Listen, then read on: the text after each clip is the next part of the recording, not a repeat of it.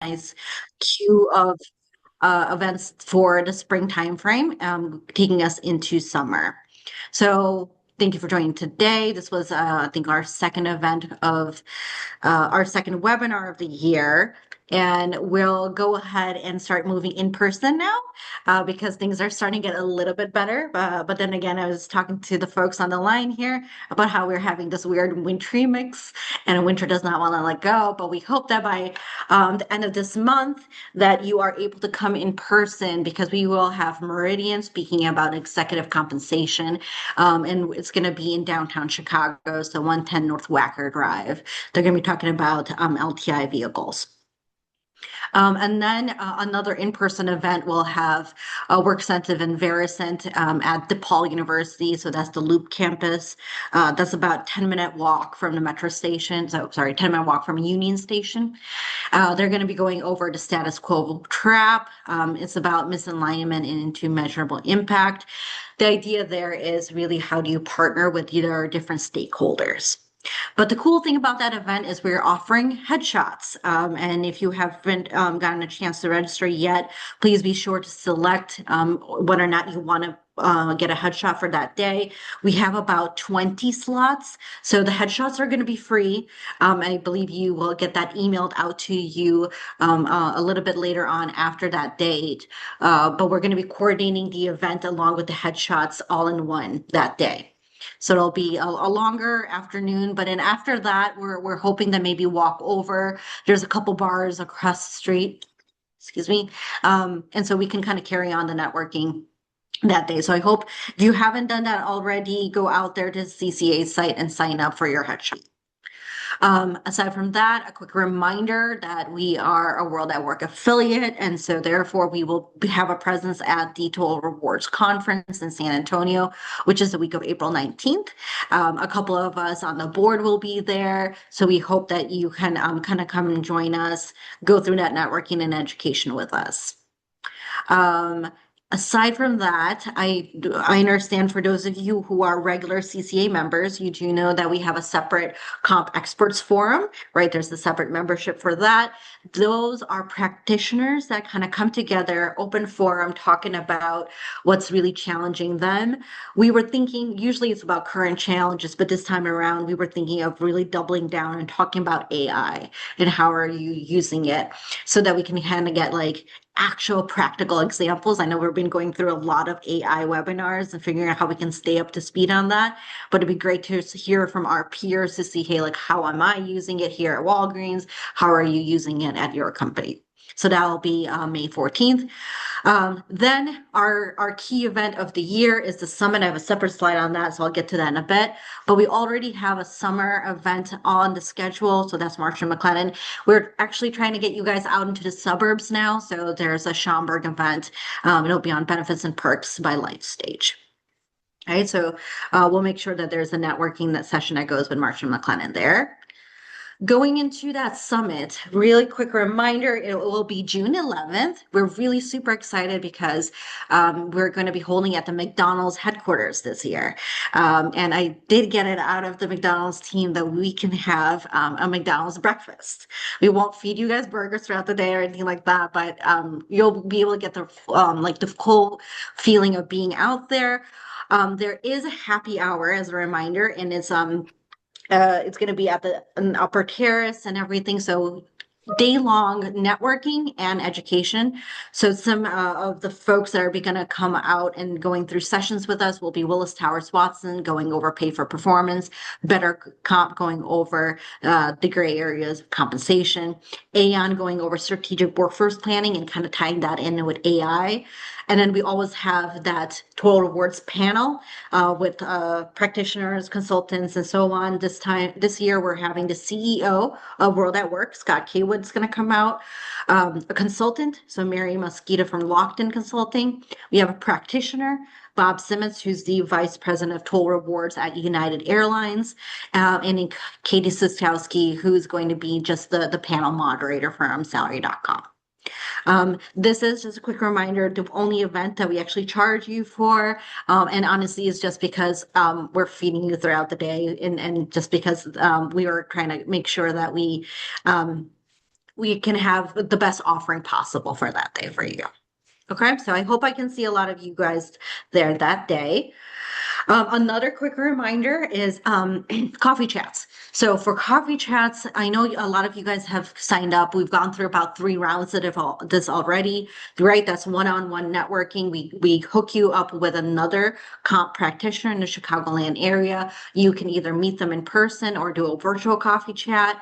I've gone through 3 or 4, and now I actually have friends. So when I go to these CCA events, I have somebody that I can kind of touch base with.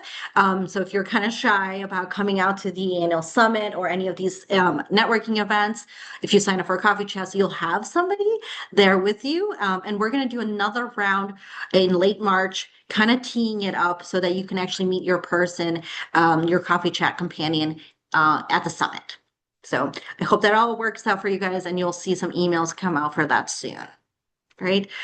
And as always, a great big thank you to our sponsors. You probably have seen that there's quite a lot of them this time around. We've been able to kind of get a lot of support from these folks. So Wardco, Aon, Meridian, Workcentive, Lockton Consulting, Syndio, BetterComp, HRSoft, Willis Towers Watson, Verisant, Salary.com, Drusaic, Marsha McLennan Agency. Verisant is on the line today. Dana's with Verisant.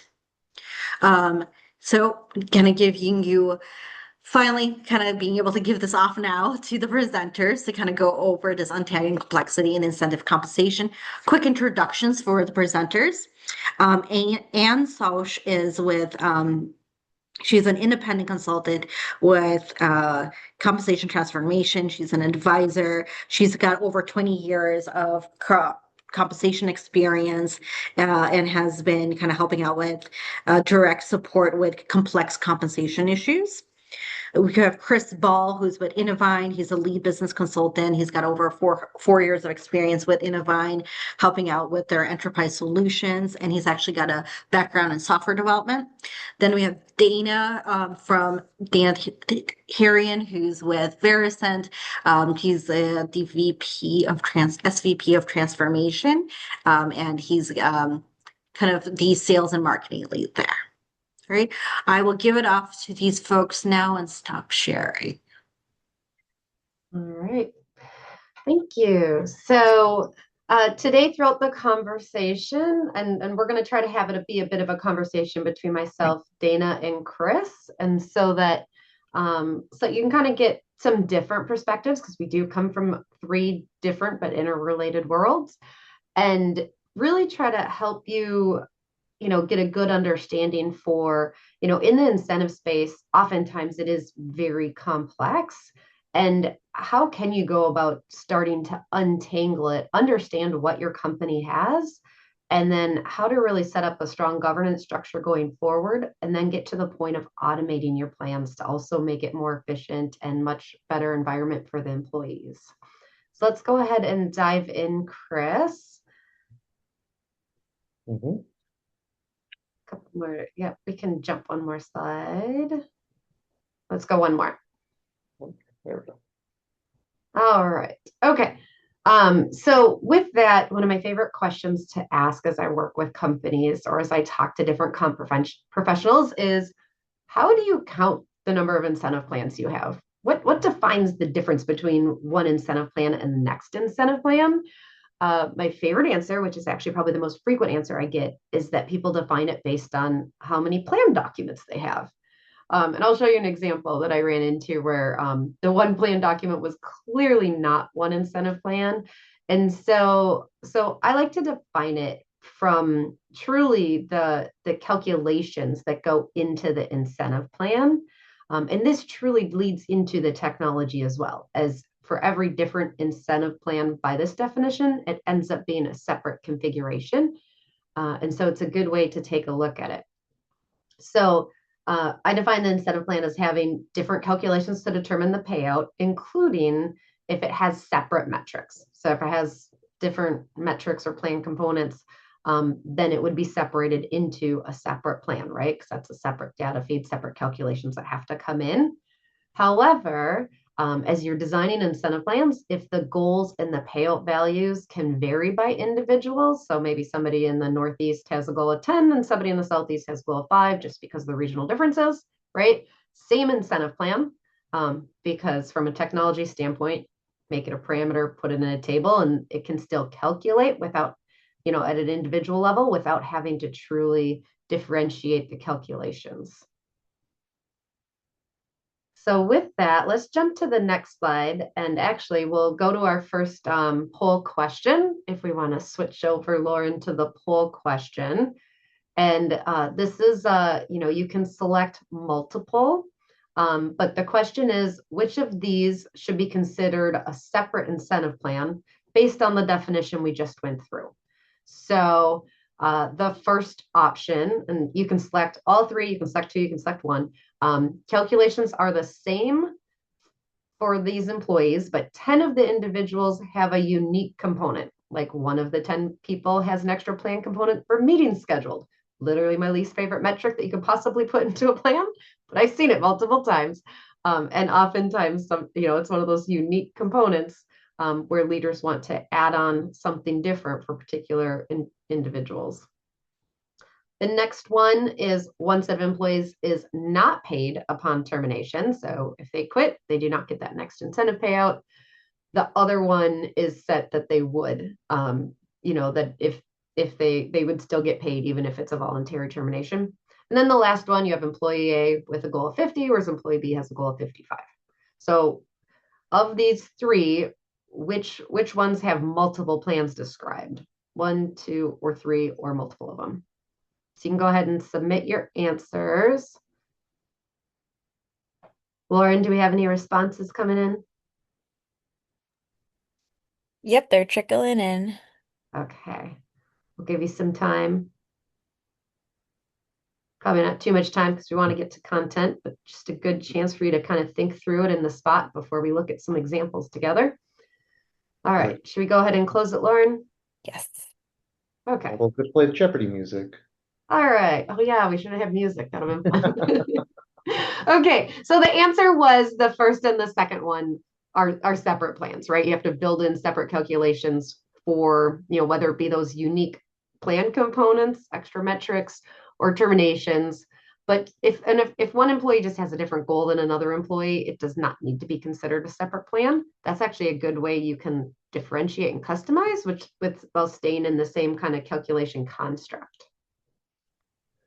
And I've seen it quite a bit where some of the top reps, they'll see changes in the compensation plans, and then they'll go and try to negotiate a better rate for themselves. And not a rate that would be a component of their quota, but just a different payout curve. So their plan is exactly the same as everybody else, but they've given them a special curve where they get different accelerators or something like that. What are your thoughts on that?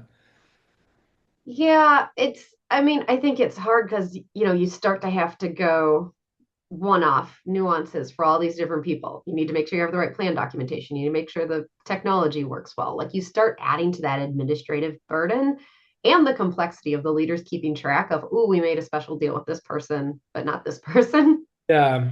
And so the more you can stay away from that and instead, use it and, pay rates, you could put in a parameter table and differentiate on potentially, right?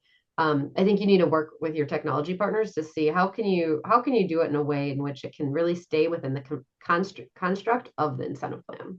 That's when I see the number of plans start to stack up is these little exceptions. And then you've got a plan A, plan B, plan C, plan D. It's really the same plan, but little exceptions. And that's what drives everyone crazy. It makes it difficult. And oftentimes those differences don't really make a difference. No, exactly. Oftentimes it really doesn't make much of a difference. Yeah. All right, let's jump to the next slide.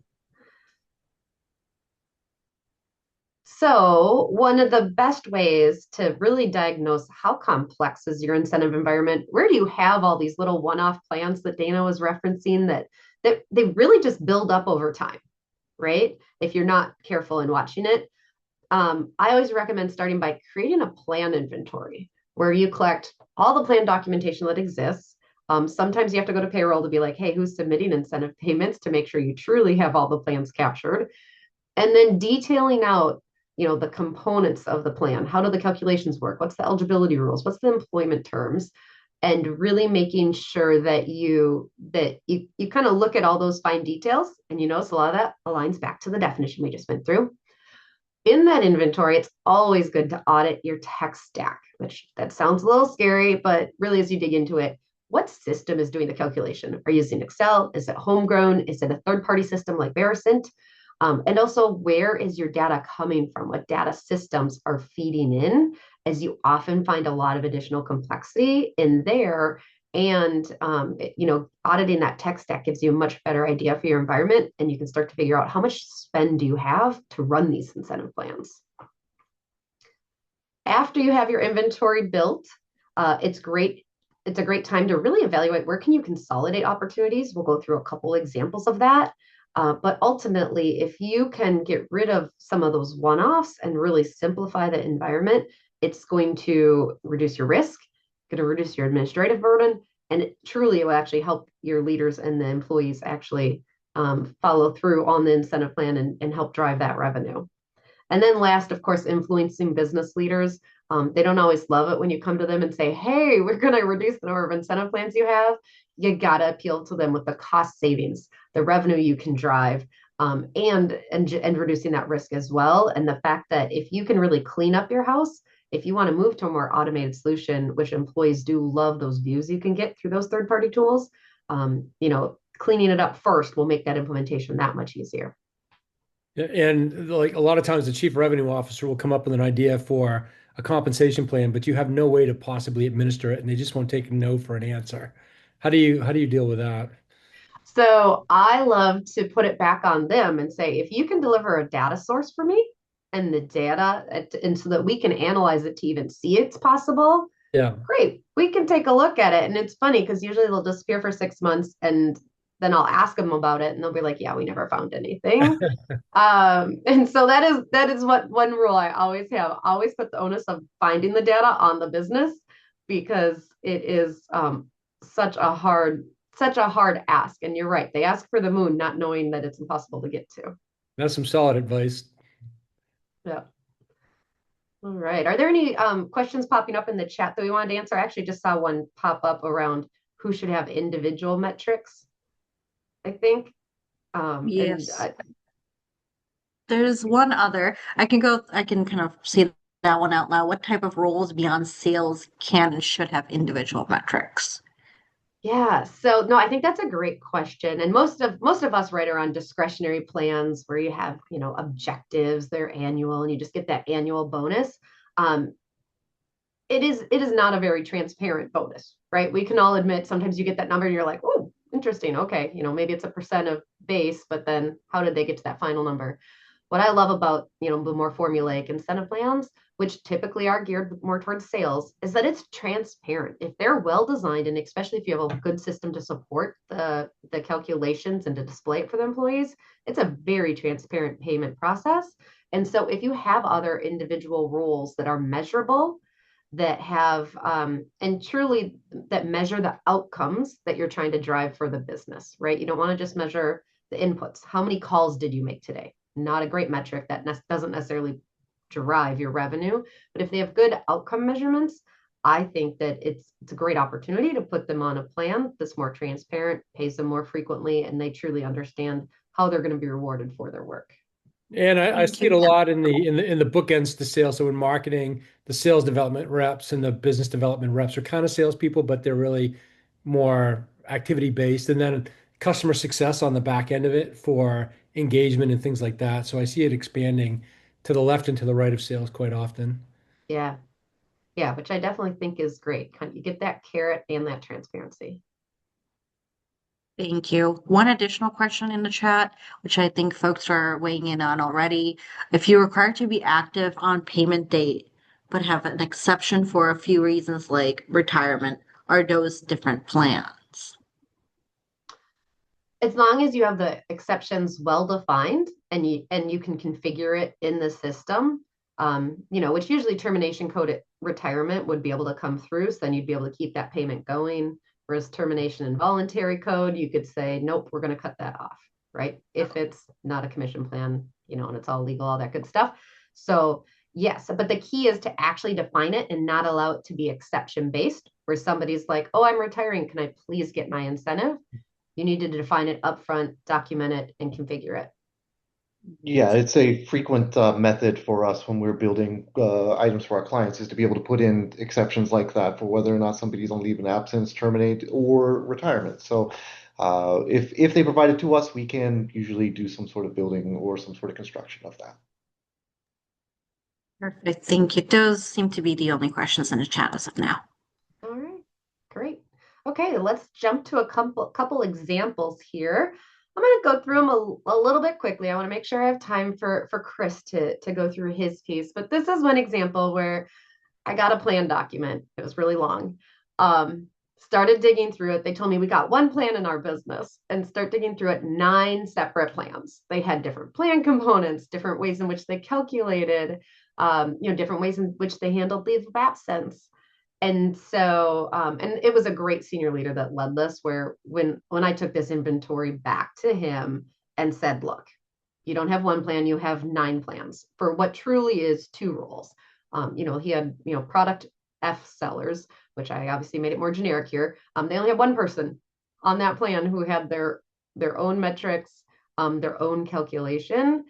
And you can just see how, as a leader, he could not understand his incentive environment, which is why he asked us to dig into it. It made sense when we took a deeper dive.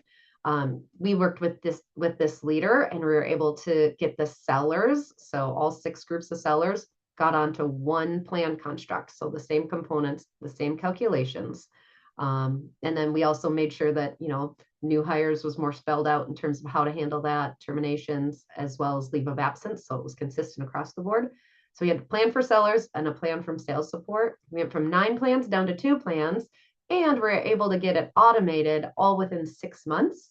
And so then for the first time ever, these employees, instead of having to get an Excel output that was usually accurate, not always, they actually got into, it was Verisant, and were able to clearly see their payouts. And so it was a big win for the employees as well as the business to kind of clean up their incentive complexities and get into a strong system to support it.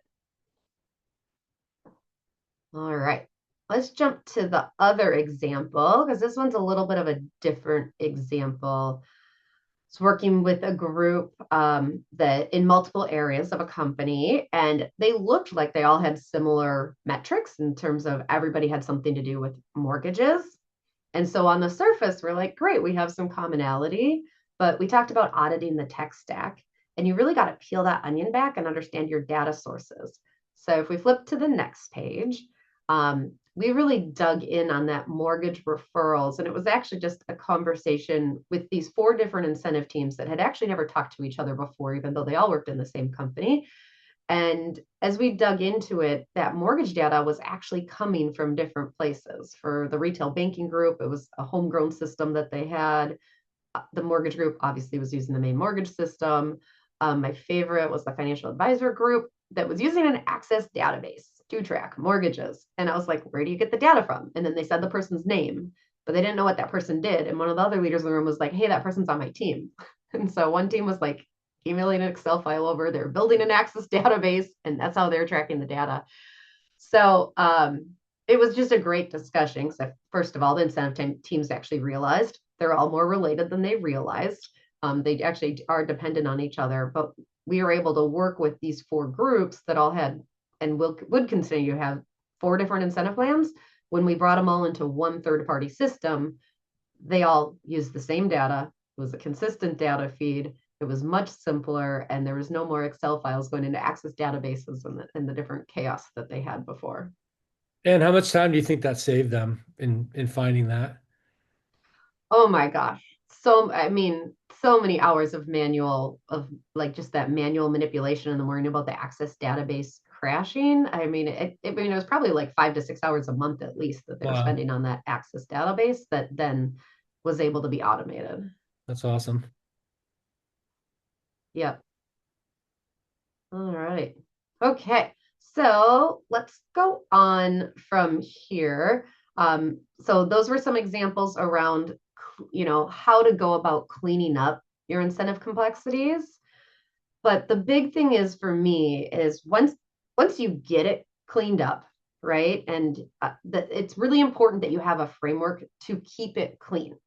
One thing I always preach is a plan design process needs to be consistent. Every plan should go through the plan design process every year. So, it's analyze performance, um, understand changes in business strategy, make changes to the design, make sure you model or back test it, scenario test it, do a risk assessment, and then implement it, right? So, pretty standard process. But it needs to be done on a regular basis to make sure your plans are operating as expected, but also to give visibility to the plans that you have and the changes that are being requested, which also goes into line 2 around governance and controls, making sure you at least have a RACI of approvals, right? Who's responsible, accountable, consulted, and informed, and truly who gets to drive those decisions, because usually it's between the business, finance, HR, got to get legal compliance risk in there, right? So really having that set approach to designing and approving plans is key to keeping it clean going forward.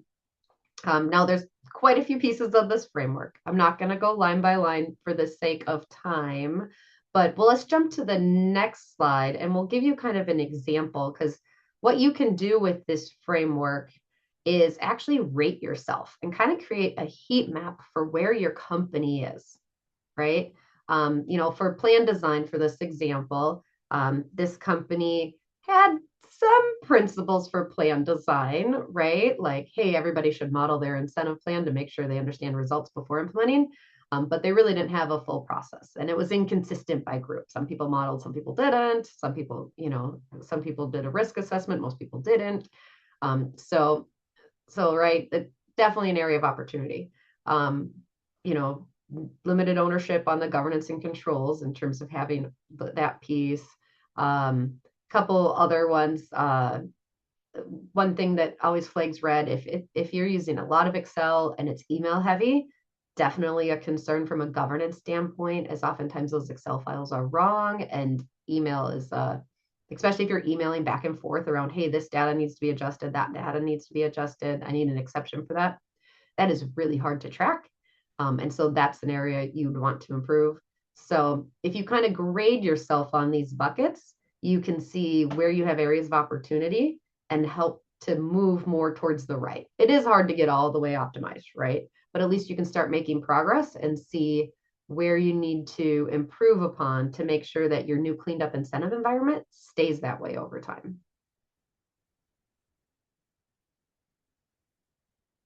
Oh, I see a question popping up. Can you explain the tech and UX? So user experience and technology.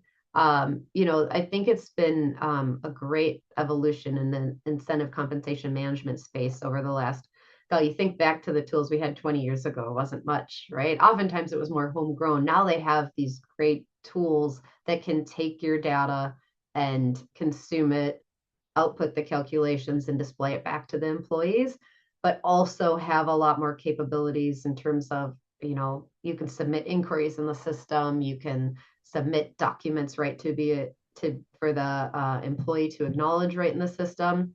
So, the more you can get to adopting those systems and then getting to the point of fully using what's in there, because now, you can do that forecasting, the what if testing right in those systems, which saves you a lot of time.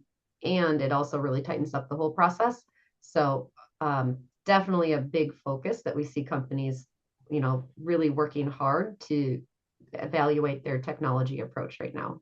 And at Verison, we've embedded generative AI in the inquiry process and the appeals process, and we're seeing companies that are lowering the number of inquiries down by 70 to 90%.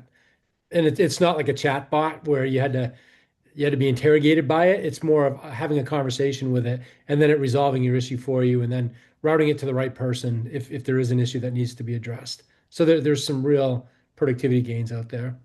Oh yeah, that's awesome. That definitely makes a huge difference, and it gets the team focused on more value added things versus answering the same questions over and over, or or the salesperson especially waiting for a response, right? They Yeah. get more immediate updates. I think Michael asked a follow-up. Does does point tools mean separate tools for different parts of the process? Not if it's embedded from the Verison perspective, but what's your perspective, Anne? Um, yeah, I mean, and I mean, I think you can look at it at a variety of ways, but I mean, I think more than anything, it's just working more towards getting to those true ICM tools versus some tools are not as incentive specific or homegrown Yeah, that aren't as strong. sort of.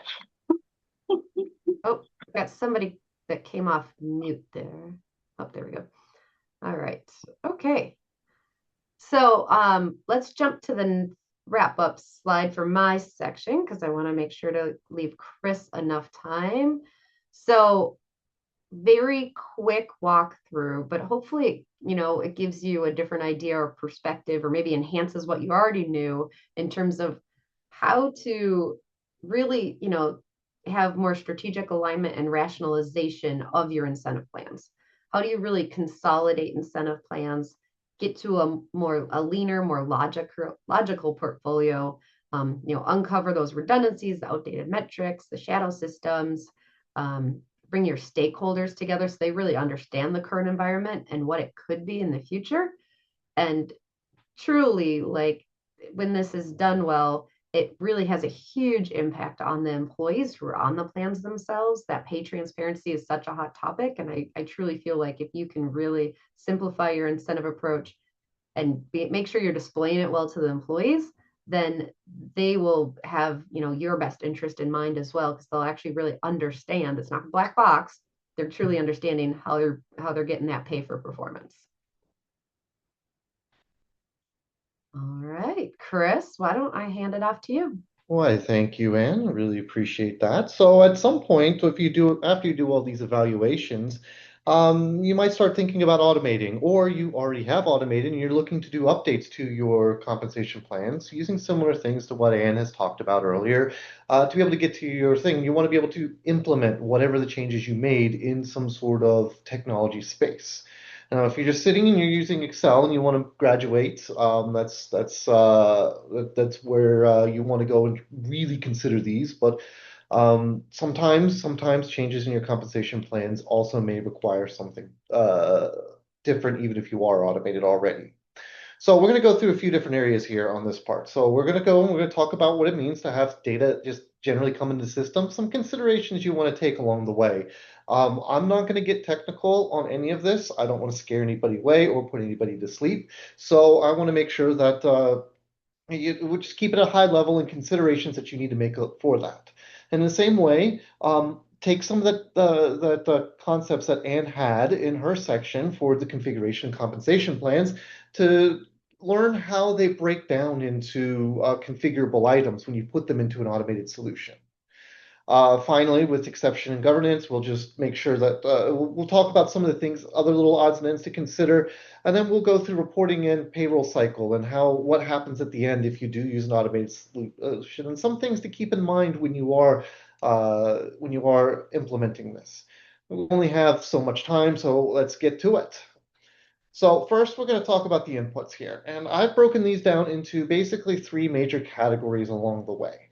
So with this, when you have a system or solution, no matter what it might be, you have yourself where you could have manual imports to where you're taking your sales data or whatever metrics or your pay data and you're uploading in the system manually, and you may have to massage it along the way and put it in. And to accomplish that, sometimes you might have to do that, but we want to try to minimize that as much as possible. So then you've got two different types of automated imports. Some of are diverse to where you've got imports coming in from all different directions, and you want to make sure that that all the information you need there is coming in. But sometimes you may want to be able to consolidate that and come in one big file. Now, each of these is important, or rather, they can be useful to your system. I've seen places to where they're diverse, but I've also seen places where they're standardized here. There's no right or wrong solution with this. The biggest takeaway, though, is when you're doing this, is really thinking about how do you eventually get to that automated solution? Where does your information come from? And how does it ultimately come into your system in a way that it can interpret it?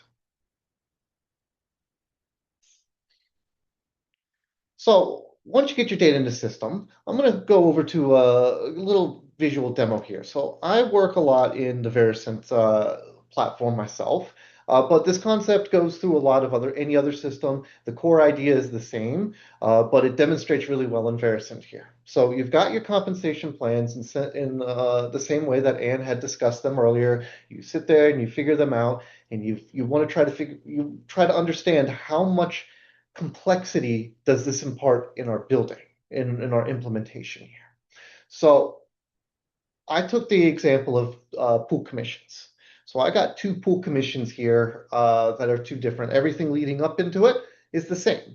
The way that we calculate our credits, our quotas and targets, or how well the people are attained, that's all the same between the two. That's pretty standard. And we can reuse these components between them. But then we have two pool components here. This first pool component has an even distribution with no sales caps. And the second pool component has a weighted distribution where everybody is weighted based off of their sales performance. And it also has sales caps so that if somebody sold a big sale, it doesn't impact the pool too much on that. And you'll notice that when I dig into these, that each of these here have a different number of calculations. For example, in our first example here with the even distribution, no sales caps, this takes a minimum of 6 steps for us to accomplish. Probably will take more. Different organizations have different requirements, but to make sure that we get the actual requirements of what we need, there's 6 steps that have to happen. But then if we want to go and we want to do a little bit more nuance, if we back ourselves out and we go into a little nuance with this second pool here, and I built this out, we're saying that, okay, if we want to do with a weighted distribution and with sales caps, this here, this added complexity takes 9 steps to do. Now, what does this matter between the different steps? Well, this matters because when you go in and you want to verify that everything you did is working and everything you did is fine, now you have more scenarios that you have to keep in mind. Again, there's no bad solution here. There's nothing wrong about having more things. Sometimes your business may require that you have to take these more steps, or you want to reward, for example, in weighted distribution, you want to reward the people who perform better with a bigger share of the pool. But when you do that, you have more test cases, you have more complexity in building and more things you have to consider. And this goes into everything, whether it be your hierarchies, your exceptions, your actual payout components, or how you're crediting people. You want to make sure that all of these things, you understand the steps that you take along the way. In programming, we would call this pseudocode, to where you just write it out in English, what each step that has to happen to be able to accomplish it. Keep that in mind so that when you come time to automate it, you understand how to put it together into your system of choice. Chris, I think this ability to visualize this complexity is really helpful especially Verisent customers, because then they can really evaluate whether it's something they want to do, whether it's worth the complexity or not. It's just huge. Yeah. And I find that with many of the clients, it really helps making sure that they are able to go and understand the intensity of what they're asking. Because sometimes they ask for very big things. Sometimes they ask for things that this would be awesome if we could do. And we have to tell them that you could possibly do it, but it's going to take a lot more maintenance and a lot more management, a lot more testing to get across that finish line.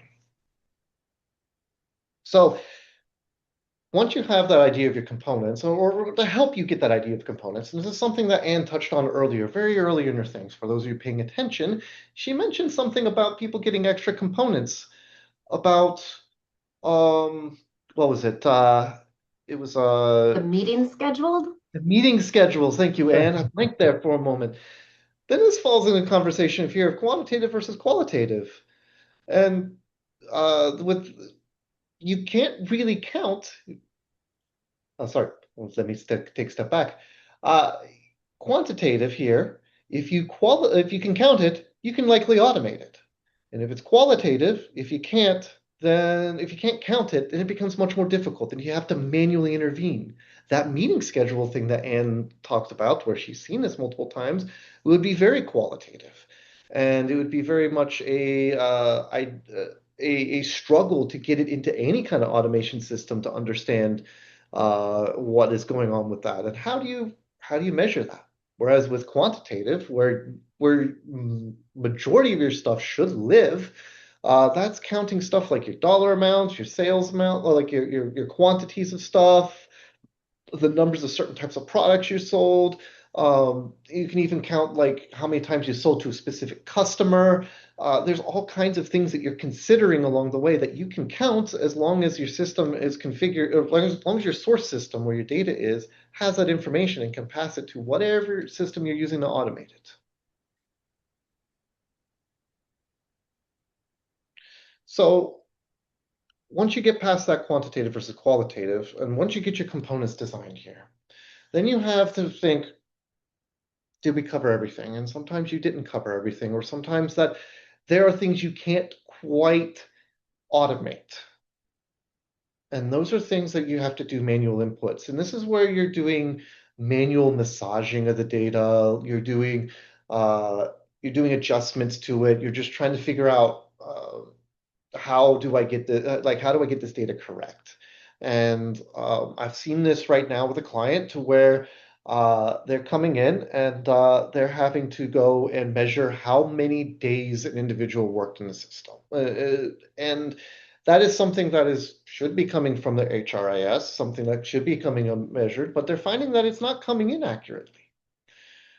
I would consider this in here what would be considered an avoidable situation. This is something that where you constantly have to change or tweak something that's automated, but you should be able to trust that it's coming in correct, that everything is correct. You're not having to do overrides constantly and recategorizing it. Those are things that you would want to try to figure out how to minimize in there. Sometimes you do have unavoidable situations. Sometimes you might have like a one-time event. You might have a little contest in your store or in your company to say somebody sold enough stuff. Maybe it's something that you don't want to have to spend the time and effort to configure a lot because you're only going to do this once. And then you can give the person the reward afterwards, whatever it might be. Then that's all good. But if you're doing it often, then you're going to look to see, can we automate this? Can we make sure that that's a thing that's going to happen here? Sometimes it's also how you discover that there's actually errors in the data that's coming in. And we have seen it to where we had in that same client that had the errors with their hours came in. It's because they recently did a transition of their HRIS data. And now when they came, now they're also seeing that sometimes pay names and other things around them are a little bit quirky because they weren't the system isn't sending it as expected. We didn't expect it. Rather, we didn't expect that to happen. We figured that any data that would come in would be generally correct. They're going to eventually correct it here, but I want to make sure that we work with them to accomplish that. Chris, what's your advice? I see companies a lot of times, their plans have grown in complexity. And of course, the most desirable thing is to try to reduce the complexity and eliminate these types of things. But then if they don't, then they'll start to design the system around what I would call these margin cases that you're referring to here, and it makes everything complicated. What's your advice to people when they're trying to still continue to accommodate some complexity or manual work, but pay everybody else? I think it comes back to a similar statement that Anne made earlier. Would be prove to me how you can automate this. Yeah. How your data can come in. How can we do this? Because every time you have a manual thing, like let's say Anne gets a special promotion because she works in a certain region and nothing else happens, and you get a different kind of bonus because your region specializes in this kind of sales here. But those are things that, how do we automate that? How do we make sure that that information or that difference is captured in there? And if you can't automate it, if there's no way to count it, or if there's no way to measure the differences, then you're going to do manual payments. And every time you do these manual inputs to be able to adjust the system or massage the data, that's hours of time that your team is spending on keeping the system up to date. Yeah. Making sure that that system is doing what it needs to be doing. When in an ideal world, it's more of a set and forget. Great advice. So finally, if you're doing an automated solution, if you're whatever application you're using, whether it be Veracent or otherwise, you want to have reports that come out of it because that's one of the advantages you have. You have a system that can calculate all this stuff. It might as well spit out the data too and give you reports and output for that. So when you do that, you want to make sure that when the outputs come out, that they make sense, that they're useful to the end user. There's no shortage of different kind of outputs or different kinds of information that you can put in or different kind of reports that you can have. But the most common one is your compensation summary. And that's essentially like your pay slip for compensation of what you did. And it's usually something along the line of you have a component A, component B, component C. You can say how much credit you had and how much you've earned or how much you've earned for that component through the year, things that make sense for the individual into there. But there's no one size fits all. This is one of the starting things that we use for people to try to figure out where to go and how to build their items in this image on the slide. But this doesn't work for everybody. And in fact, oftentimes with a lot of clients, we have to go and make sure that we have to tailor it to their needs. They may not need that graph. They may not care about how much they earned before. They may want to see the number of credits they earned for that period. Things like that they want to put in to make sure that they understand it. And that's something that you want to consider too for whatever it is that your payees are being compensated on. How are they going to be measuring that when it comes to the end of the month or the end of the pay period when their compensation comes out? And they can see on their slip how much they got paid. How can they, is this useful to them?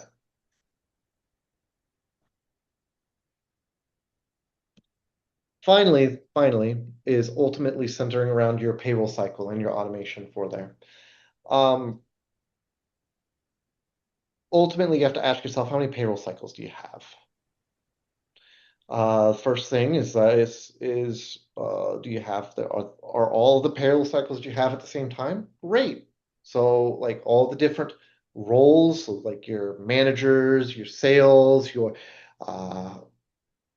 directors, do they get paid at the same time or are they getting paid at different times? Usually if it's like monthly, quarterly, or annually, oftentimes we can find ways within the system to be able to make sure that they mesh together. But within, if you have somebody, for example, it's bi-weekly, then suddenly stuff gets a little bit weird. If your months are not calendar months, but they're based off of weeks, then you also have to keep in consideration of where these cycles end, how they begin, how they measure within the system. Can we be able to accurately put that in there? If everybody's on different ones, then it suddenly becomes more difficult to keep track of what's happening. So one of our biggest recommendations is always to try to bring people back towards making sure that they're on the same, marching the same of the beat of the drum of the payroll cycle, and you don't have your payroll teams constantly scrambling all the time, every time to be able to, oh, we're doing this payroll cycle, oh, we're doing that one now, and now we're just trying to manage that. And those are considerations you have to make when you're doing your automated solution. Hey, Chris, while you're talking to payroll, I always recommend making sure that managers can't go around your automated system either. We actually locked down payroll at one company where like only certain, really only these systems can submit it. And then here's a couple people that do have access. Sure enough, we caught managers who didn't like the fact we did not approve some exceptions, trying to go around it and submit payouts. So always good to be tight with your payroll partners when working on Oh, that incentives. is also very important. And another one of my clients is actually having this issue to where they're trying to automate their payroll cycle to keep people from being able to inject stuff in to be like, oop, I'm going to slide this in, and try to make sure that they are getting their adjustments in at the last minute, like beyond the system because they were a little late and delinquent and trying to do whatever they needed to do within their solution. Yeah, it's a good way to teach them. Nope, you got to Oh go yeah, back to the right process. they learned really fast as soon as that was taken away from them. Yep. So it is down at the end of our slides here. Were there any other questions that were posted in here? I don't happen to have the chat in front of me because I got a lot of the presentation and everything around on my computers. Were there any other questions that were posted here that we can answer? Because we got 10 minutes to go. nothing additional right now, but if you guys have questions, you can drop them in now. It might just be a lag of a seconds before.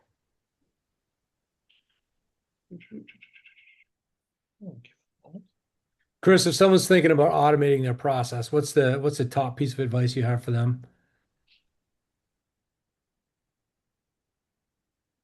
Honestly, it'd be to understand where your data is coming from. That's the biggest problem we have with any time we onboard a new client and we're working with them because they're usually very excited and gung-ho, and it's the first thing we sit down and we ask them, where's your data? Where is it coming from? How does your data look? How is it structured? How is it formed? If you know where it is and what it's doing, you've cut out a lot of the work and a lot of the difficulty along the way. Because then all it takes is just to get that problem into the system. And then once you've got a system, either people on your team or consultants like myself, we can automate that. We can work with it. But usually the biggest problem is getting it from wherever it's living in SAP or Salesforce or wherever into the system that it belongs. Yeah, so data is the hard part. And increasingly we see compensation plans administered with many data sources now. Like it's not Mhm. just one anymore. Yes. It's never just one. It's never just one. Yeah. And when you have different groups, so for larger organizations, one of the things that will happen is they'll acquire another organization. They'll bring in that organization into their fold. And then what happens when they do that, is that organization comes with their baggage of how their data is set up and how it's structured and how it has to go into the system. Yeah. So then you suddenly you have another layer of complexity that's happened as you try to integrate this organization into your already existing automation.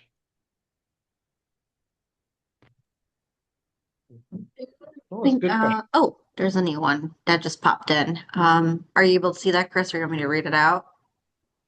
Yes, I can see it here. So it says, Okay. what kind of time savings benefits can one expect from automation if they're coming from a homegrown or Excel system? There's an I wish I would have put this in here. I'll have to consider this for future presentation. So there's a nifty little chart out there that somebody did the calculation. If you're familiar with the webcomic XKCD, he did his calculation to where he said the amount of time you spend on a task versus the amount of time you should spend automating it. There. So think about how often you have to spend updating your homegrown or Excel solution. So when you have a Excel solution, how are you getting your payee data in of what they're eligible for, what their sales are, what kind of if they were gone for a set period of time, like let's say they were on vacation for 2 weeks and they're not counting for any kind of credit during that time period. How do you get that and update that within the system? How much time does it take you to do that? Then how much time does it take, or if it's a homegrown system, how much massaging do you have to do in it? Because some homegrown systems can be robust if you have a capable IT department, but if you don't have that, then you have a lot of issues to where, well, how do you massage that data? How do you correct it when there's issues? So you got to think about how much time you're spending on that. Then you got to think, okay, after that, when you automate it, what am I taking, like what effort and what activities do I no longer have to do? What's my end goal from there? And where do I benefit from that? So the time savings are relative. But you do get time savings in the end, as long as you're implementing a way to get rid of your biggest time sinks of manually updating the data within Excel. Yeah, you typically also get savings from reducing the number of errors because Excel spreadsheets come with a Yes. lot of errors. And They then kind of morph reviews over as well. time, get the wrong equation in there. So that's another piece of the savings is reducing the errors because oftentimes once you overpay somebody, it's typically harder to get that back. Also with your reviews, because at some point you have to reviews and they have to do the adjustments. There's a lot more of a manual process when you're doing it in an Excel system, to where they have to download the sheet, they have to look for what they're doing, what modifications they're doing. They have to understand what to change. You have to take it back, understand what changes they made, make sure it all makes sense. And there's a lot of double checking there. So the biggest time savings benefits is trying to get rid of those manual, like repetitive tasks and making sure that all the data is correct. And if you can get rid of that, that really helps a lot. One comment here, I think that was very good here, is thinking standardized data is super important. I've had several orgs use different ways to describe the performance month and mixes of text-based versus date-based. And there's a whole slew of different strings. I've actually seen that a lot. And I have actually had that come in to be a pain in the butt when you're doing making sure that you get automated solutions. Because if you have, for example, a client that is working in one region, let's say Europe, and they use one dates format, and then they have a different organization they want to bring into their automation, say North America, which uses a different date format, then you got to figure out, well, how do I manage those? How do I mesh those two together? Now, in a tool like Vericent or any other automation tool, usually they have ways to be able to account for that because I kind of expect that this may happen. But it is something to consider because if you do it wrong, then suddenly January 1st might become February, or January 2nd might become February 1st. And then something is in the wrong month and a lot of weird things can happen. We have a solution, we call it ELT. It's extract, load, transform. So it puts it in front of the Veracent system and it helps you with all that data normalization. Plan filing. So earlier you guys mentioned something astute with regards to plan variations. Does the difference make a difference? Love that. What's the best way to evaluate that? Does technology help? Dan, I stole that from somebody I used to work with at Forrester.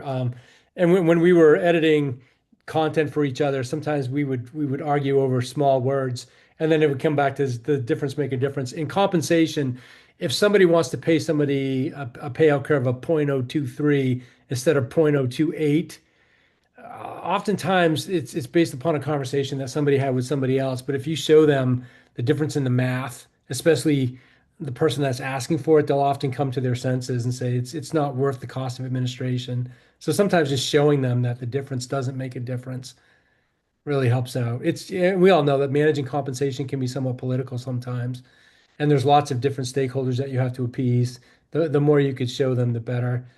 And Ann also said you put the onus back on the individual, especially when it comes to administering things that are impossible to administer.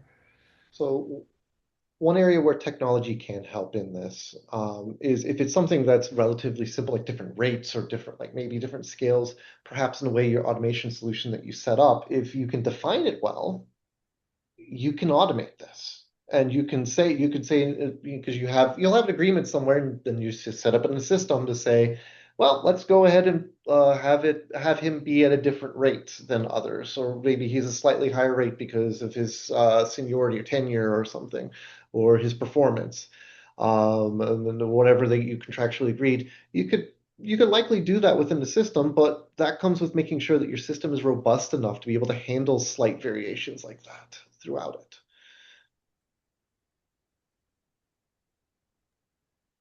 Great. Thank you, folks.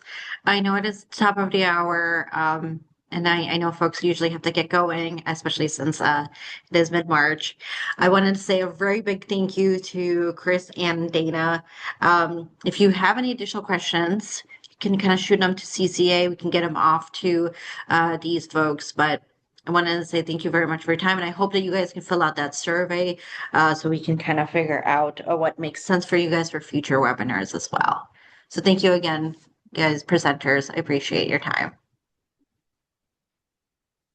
Well, thank you very much. I you hope all. you all have a wonderful day.